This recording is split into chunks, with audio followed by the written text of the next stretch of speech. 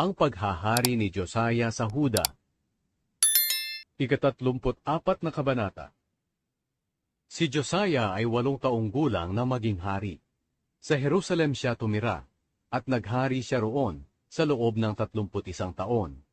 Matuwid ang ginawa niya sa paningin ng Panginoon, at sumunod siya sa pamumuhay ng ninuno niyang si David, at hindi siya tumigil sa paggawa ng tama.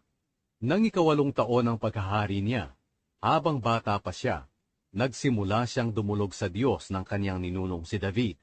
At noong 12 taon ng paghahari niya, nilinis niya ang Huda at Jerusalem sa pamamagitan ng pagpapagiba ng mga sambahan sa matataas na lugar, ng mga posteng simbolo ng diyosang si Asyera, ng mga diyos-diyosan, at mga imahen. Ipinagiba rin niya ang mga altar para kay Baal, at ang mga altar na pagsusunugan ng insenso sa tabi nito. Ipinadurog niya ang mga posteng simbolo ng diyosang si Asyera, ang mga diyos-diyosan, at ang mga larawan, at isinabog sa libingan ng mga taong naghandog sa mga ito. Ipinasunog din niya ang mga buto ng mga pari na dayuhan sa mga altar na pinaghahandugan ng mga ito. Sa ganitong paraan, nilinis niya ang Huda at Jerusalem. Ganito rin ang ginawa niya sa mga bayan ng Manase, Efraim, Simeon, at hanggang sa Naphtali, pati sa gibang mga bayan sa paligid nito. Ipinagiba niya ang mga altar at ang mga posteng simbolo ng diyosang si Asyera, at ipinadurog ang mga diyos-diyosan at ang mga altar na pagsusunugan ng insenso. Pagkatapos niyang gawin ito sa buong Israel, umuwi siya sa Jerusalem. Natagpuan sa templo ang aklat ng kautusan. Sa ika-18 taon ng paghahari ni Josiah, matapos niyang ipalinis ang lupain at ang templo, nagpasya siyang ipaayos ang templo ng Panginoon na kanyang Diyos. Ipinagkatiwala niyang ipagawa ito sa kanyang kalihim na si Shaphan, na anak ni Azaliah, sa gobernador ng Huda na si Maaseya, at sa tagapamahala ng mga kasulatan ng kaharian na si Joah, na anak ni Joahaz. Sila'y pumunta kay Hilkiah na punong pari, para ibigay ang pera na dinala ng mga tao sa templo ng Diyos. Ang pera ay kinolekta ng mga Levita na nagbabantay sa pintuan ng templo, mula sa mga mamamayan ng Manase, Efraim, at sa natitirang mga mamamayan ng Israel, at sa mga mamamayan ng Huda at Benjamin, pati na sa Jerusalem. Pagkatapos, ibinigay ang pera sa mga tao na pinagkatiwalaang mamahala sa pag-aayos ng templo ng Panginoon, at ginamit nila ito sa pag-upa ng mga manggagawa. Ang ibang pera ay ibinigay nila sa mga manggagawa, para ibili ng mga batong tabas na, at ng mga kahoy para sa biga ng templo, na pinabayaang magiba ng mga hari ng Huda. Naging matapat ang mga manggagawa sa kanilang trabaho. Pinamahalaan sila ng 4 na Levita na sina Jahat at Obadias, na mula sa angkan ni Merari, at Zacarias at Meshulam, na mula sa angkan ni Kohat. Nasa ilalim ng kanilang pamamahala ang mga manggagawa na may iba't ibang trabaho.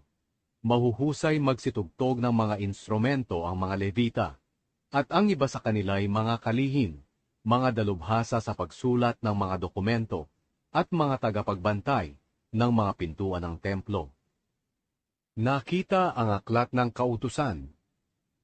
Habang kinukuha ang pera na kinolekta sa templo ng Panginoon, nakita ni Hilkiah na pari ang aklat ng kautusan ng Panginoon, na ibinigay sa mga Israelita sa pamamagitan ni Moises.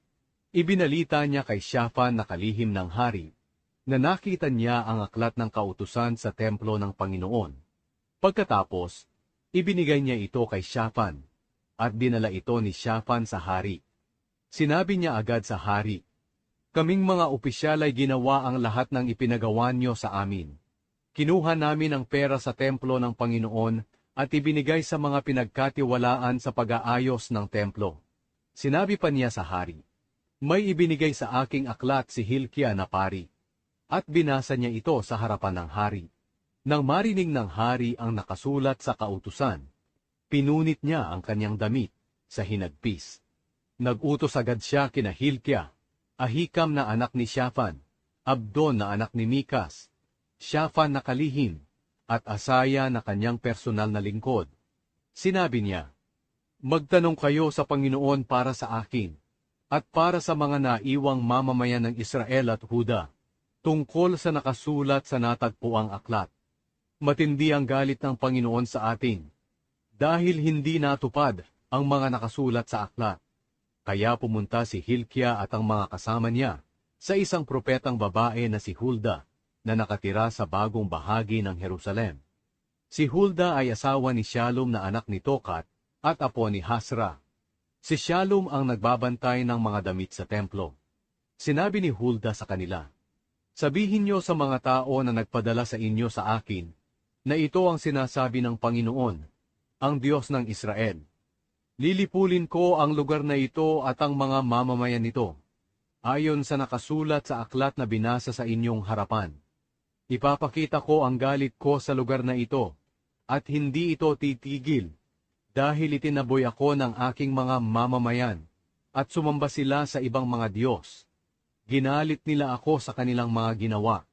Pero sabihin ninyo sa hari ng Huda, na nagpadala sa inyo para magtanong sa Panginoon, na hindi siya dapat mabahala sa mensaheng ito. Dahil ito ang sinasabi ng Panginoon, ang Diyos ng Israel. Pinakinggan ko ang panalangin mo dahil nagsisi ka, at nagpakumbaba sa harapan ko, nang marinig mo ang sinabi ko laban sa lugar na ito, at sa mga naninirahan dito. Pinunit mo pa ang iyong damit at umiyak sa harapan ko, dahil sa pagsisisi. Kaya ako, ang Panginoon, ay nagsasabing habang buhay ka pa, hindi darating ang paglipol na ipapadala ko sa lugar na ito, at sa mga naninirahan dito. Mamamatay ka ng mapayapa." At sinabi nila sa hari ang isinagot ni Hulda. Nangakong tutuparin ni Josiah ang utos ng Diyos.